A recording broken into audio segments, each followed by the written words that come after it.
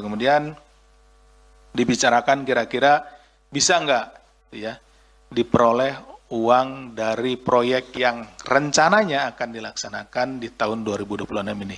Artinya ini kan diijon nih proyeknya. Seperti itu.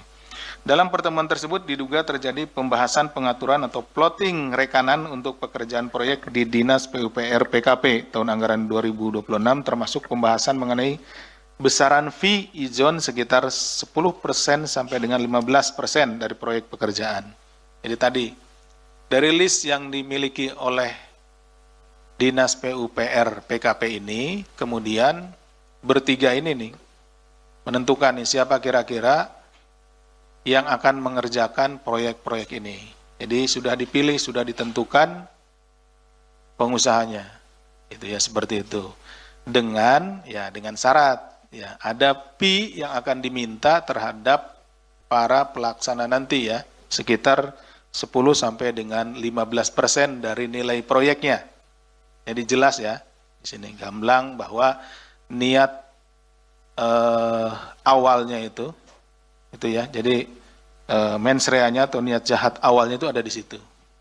Ingin mendapatkan sejumlah uang dari proyek-proyek yang akan, ya baru akan nih, akan dilaksanakan di tahun 2026. Ini baru perencanaan. Caranya adalah dengan nanti menunjuk siapapun yang seharusnya proyek tersebut kan dilelang. Ya, dilelang secara terbuka siapa vendor atau perusahaan yang memiliki kapasitas dan kapabilitas untuk mengerjakan itu silahkan ikut lelang.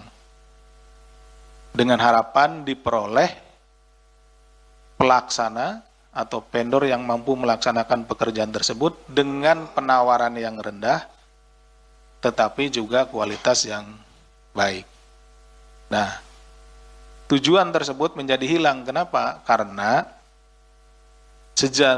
dari awal sudah ditunjuk siapa yang akan mengerjakan proyek tersebut. Gitu ya. Perusahaannya sudah ditunjuk, tetapi tadi ada embel-embelnya, harus membayar antara 10 sampai dengan 15% dari nilai proyek. Setelah pengaturan plotting, MFT kemudian menuliskan pada lembar rekap pekerjaan fisik berupa kode huruf tertentu yang merupakan inisial rekaman. Jadi bentuknya itu satu lembar ya, kan? Jadi itu lembar begini gitu ya. Lembar di sini ada nama-nama proyeknya gitu, pekerjaannya seperti itu ya. Di lembaran itu kemudian dikasih tanda. Ini tanda inisial orang, inisial vendor yang akan mengerjakan. Ini si A, si B, si C gitu, seperti itu. Kira-kira seperti itu. Yang akan mengerjakan paket proyek di Dinas PUPR PKP Kabupaten Rejang Lebong tahun anggaran 2026. Setelah itu MMT mengirimkan via chat WA kepada BDA. Jadi nanti orang-orang ini, si BDA inilah yang akan menghubungi para vendor tersebut, ya, para pengusaha tersebut. Permintaan sejumlah fee ijon kepada para kontraktor yang ditunjuk Bupati diduga karena adanya kebutuhan menjelang Hari Raya. Bahwa kemudian terjadi meeting of mind atau mens rea atau kesepakatan antara MFT dan HEP, jadi antara Bupati dengan Kepala Dinas PUPR PKP selaku penyelenggara negara dengan 3 rekanan untuk mengerjakan paket proyek Dinas PUPR PKP Kabupaten Rejang Lebong tersebut.